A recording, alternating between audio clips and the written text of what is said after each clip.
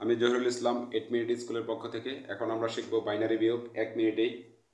খেয়াল করি বাইনারি বিয়োগের ক্ষেত্রে সূত্রগুলো ফরম্যাটগুলো মনে রাখবো। 0 - 0 মানে 1, 1 - 0 মানে 1, 1 - 1 মানে 0, 0 - 1 মানে 1 হাতে থাকলে এটার ক্ষেত্রে এই ফরম্যাটের ক্ষেত্রে ক্যারি 1।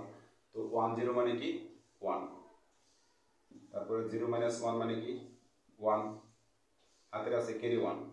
তো 1 0 মানে কি 1 হাতের আছে ক্যারি 1, 1 0 মানে কি 1 হাতের আছে ক্যারি 1। তাহলে দুইটা 1 হলে কি 0, আর এই 0 মানে কি 0।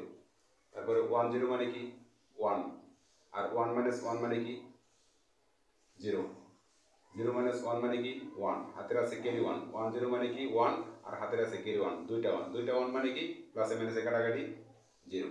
ঠিক আছে, এভাবে আমরা 1 মিনিটে খুব সহজেই বাইনারি বিয়োগ করে ফেলবো। ধন্যবাদ সবাইকে, আসসালামু আলাইকুম।